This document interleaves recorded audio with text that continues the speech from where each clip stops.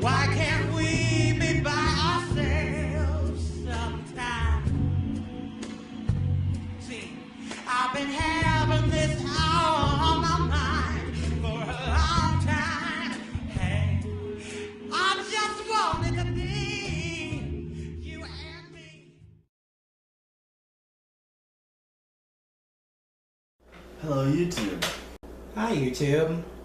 How's it going? My mother was a nurse. My father was a furniture mover, small business owner. I have two older brothers.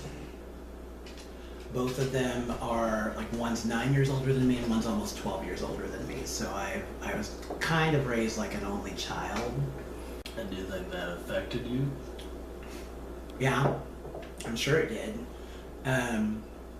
There weren't a lot of kids to play with in my part of town. I spent a lot of time actually next door with my old neighbor Ed, and I made card houses and played Go Fish whenever I came home from school. I think you're gay. You think? Yes, I'm gay. How was that growing up? Usually my answer is, I think I knew that I was different. I don't know that I had a word for it, you know, until a lot later. I think the quickest thing I realized was that it wasn't something that I could express until I was a lot older. But I remember having like swim lessons when I was really little, and I had a crush, I think, on my swim instructor, whose name I believe literally was Ken, and he looked like a Ken doll. And I didn't know what that was, but I was like, this man is terribly interesting to me. I also had a crush on my art teacher in grade school, who was maybe the first person to say, try something and make something. And I thought that was great. I had a great time doing all of those things. Won the art contest when I was in grade school and got to go on a trip with my mother to the Nelson Museum in Kansas City. And, you know, it was, I felt really good to be a part of like the arts. I knew I had to do something artistic. So, when did you come out?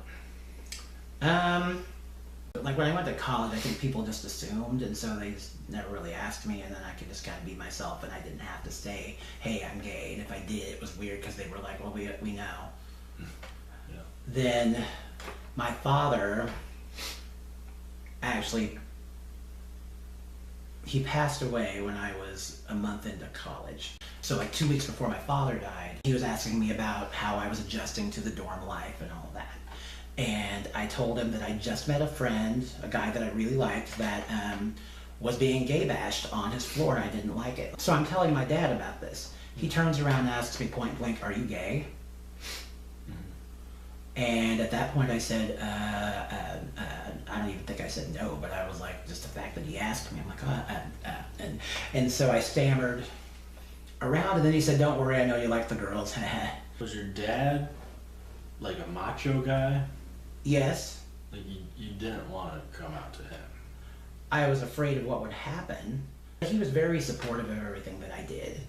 He was very proud, actually, of a lot of my accomplishments and whatnot. A few days after the funeral, after we buried my father, I just said, Mom, I've been thinking about this for a long time, and I think I might want to be with a guy. And she was quiet for a second, and then she said, you know, I'm not blind. I know I've seen these things from you. Just be careful. And then when my mother was on her way out, when she passed away in 2010, I decided I needed to tell my brothers, and both of them were basically like, yeah, I know. So like I was like 19, I wasn't even 19. Then I was 29 and hadn't turned 30 yet when my mother died. So then my brothers, that means they're in their 30s and 40s when our parents died. You feel more solitary, like more of a solitary person, since you were younger when your parents died, and you currently don't have a family still? Right. Yeah. I do. I do feel pretty solitary. Not always lonely, but solitary. Sometimes I'm happy that I don't have those sorts of ties, and that people tell me that all the time. You don't have kids, you can go do whatever you want. But at the same Except time, for money. yeah, money. Money is a big factor in that.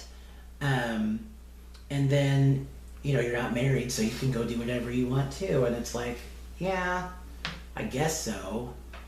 But wanting to do it and actually getting to do all that stuff is a completely different thing.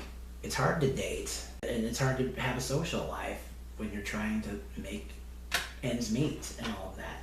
So sometimes the problem with being a gay man or a gay woman is that a lot of your friendships and your relationships come from the same pool. And so it gets really crappy, for lack of a better term. It can get really stressful, and you, sometimes you just want to pack it all in and not deal with it. Have you had any serious relationship? No, I have not. I've had a lot of friendships that I thought would go further than they did, and I didn't force it because if it's meant to be, it will be, you know? Yeah, I've never been in like a strong, loving relationship that was a romantic relationship, I would say. I've had friends. A lot of my best friends are straight, you know? It seems like the gay friends are a tad more transient. I don't want to sound necessarily jaded about all of that. I mean, look where we live. We live in the middle of the country. I wouldn't even say I've really dated even. I've met guys with the onset of the internet. That is one thing that has happened for me, is that I've been able to meet guys.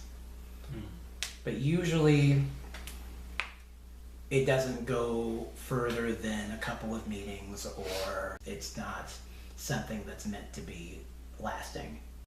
And that's okay. I mean, we all have to have experiences.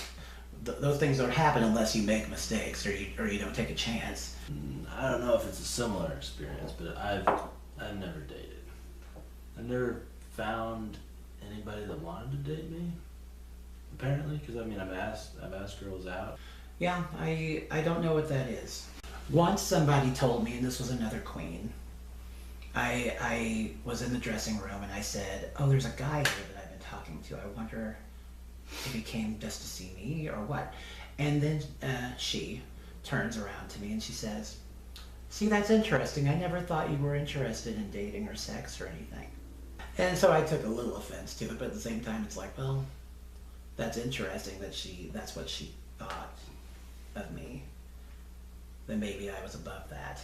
So I've probably had a few opportunities, but it just never gelled. I feel like people see me as a quiet guy and a shy guy, and I don't know about a lot of times, but several times it seems like women are into me until they get to know me, because it's like, people, if you're quiet, people will, I guess, They think you're mysterious. assign traits to you. They make you who they want you to be. You're mysterious. They don't know what you are or who you are. So then they can think anything. You're a spy. You're all these things until they finally know. And that sucks. That absolutely sucks. It seems like people just don't want to get to know you, or like they get these preconceived ideas about you.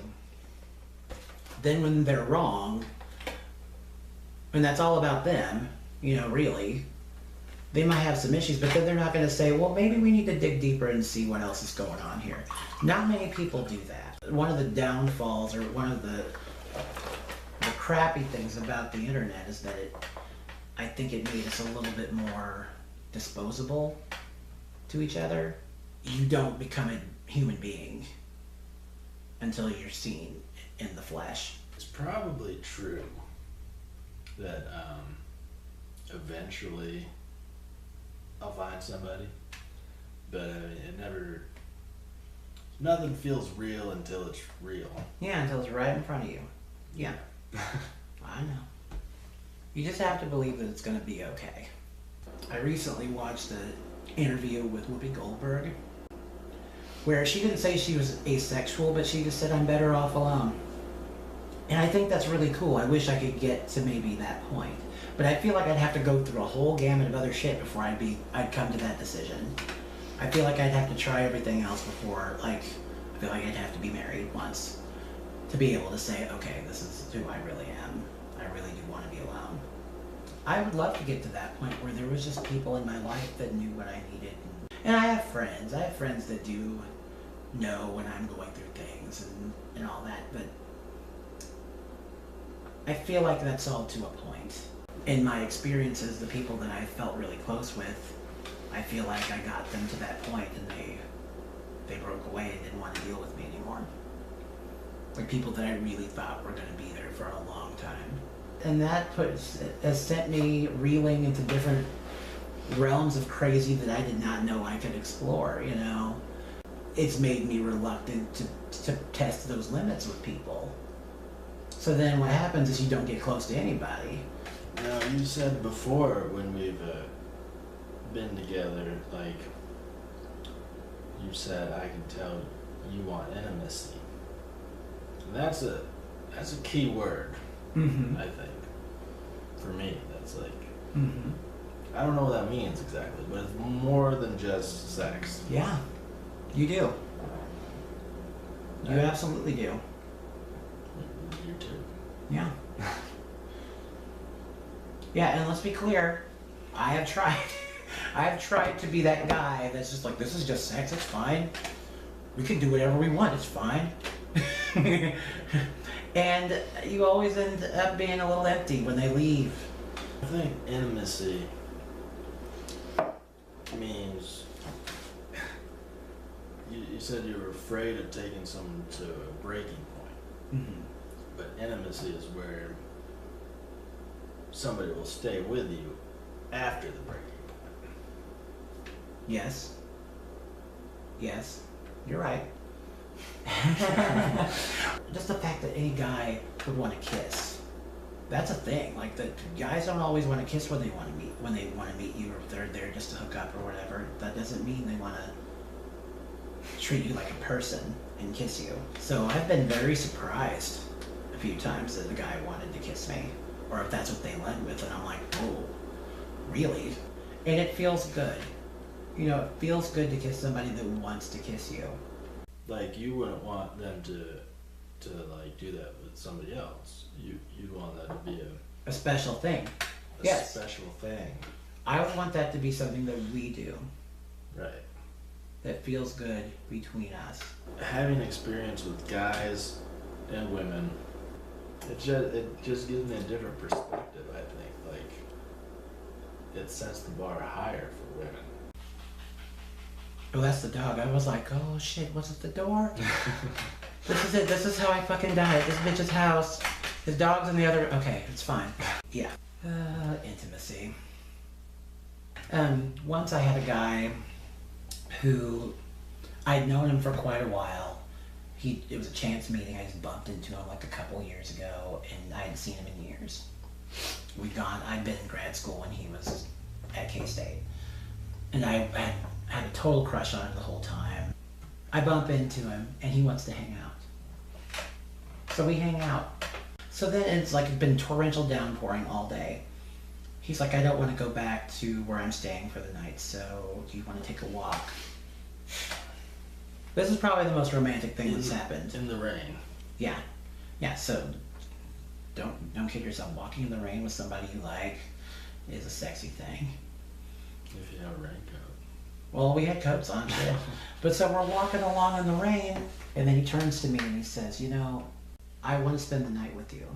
It felt really good, and we just held each other, and we, of course, did other things, but it was great. it was kind of just a magical night for me. I tried to get it to happen again, and there was nothing happening. He didn't want to see me. Or if he wanted to see me, it had to be a casual thing out in a bar. He didn't want to come over and like just hang out. And I felt horrible. So what we did was not special to you at all.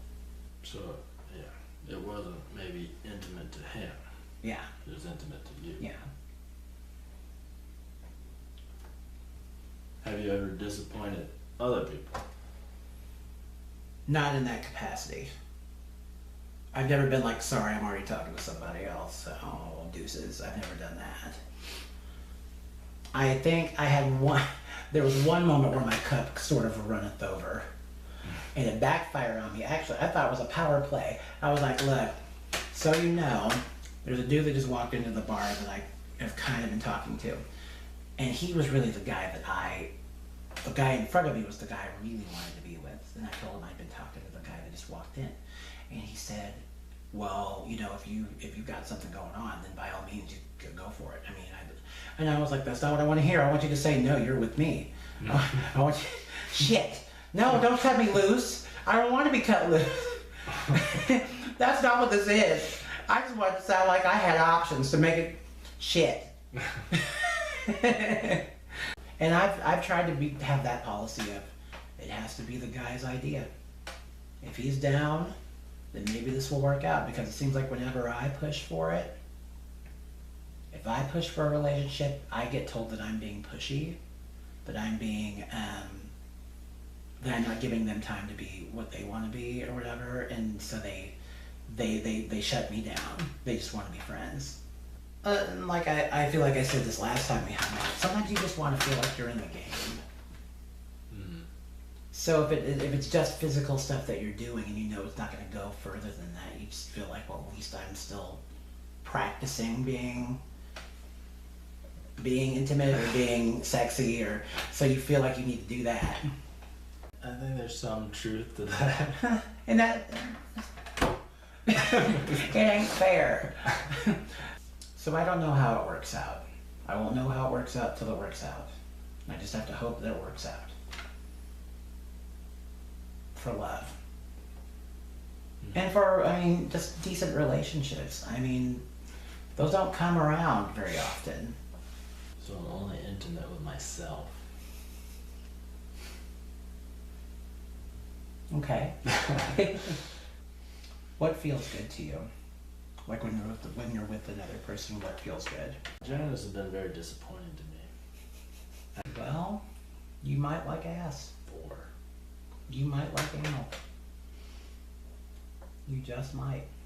I just might. I think we're similarly obsessed with relationships. Because it gets old. Fucking ridiculous. Because you're just like people. We're all lonely. Fucking try. Try to get to know somebody. I get that you're not going to like everybody, but try. Give it the good, honest try. I mean, even if you don't come out of it with a romantic relationship, there might be something there that you need in your life. Do that. Try that. Where do you think you'll be in 5 years? In 5 years, I hope that I have a different job. I hope that there's somebody that I can say that I've now had a relationship with that has taught me something about myself that is worth talking about. that will contrast what I've said here tonight. I hope, and I hope I'm still with that person at the point of having this conversation again. And I hope that I'm doing something that I feel creative with. I've found now that I'm happiest when I'm being creative. The things that I feel like I'm good at, I don't make much money at. The things I went to school for as a performer, yeah, I can get paid to do them, but I can't get a true living wage out of it, which is hard when you have a degree in it and you expected to get paid for it, and then here you are doing it for free. Well, there's plenty of people who will do that for free, but I've got the training. You have to pile up a whole bunch of work in order to live as an actor and do that. And you have to be willing to move around. And I don't know that I always want to move around. I want to be able to establish myself and meet somebody, and because I mean, when you're just all over the place, you might not. You might meet somebody, but then what are the chances you're going to run through their town again or something, you know? And there's people in this world that the whole world is like it's one big room to them. Like it's okay if they go to this corner of the room because they know the guy is still over here by the couch. And but for most people, they meet somebody on the couch and they stay on the couch. Where do you see yourself in 5 years? I don't really know, but I started taking classes for a computer science degree. So, and that if I took one class a semester while I work, like I'm doing, it would take 6 years. So, yeah, yeah. Are there any personal goals other than career stuff that you'd want to do in 5 years? I maybe want to move at some point to desert. You want to go west?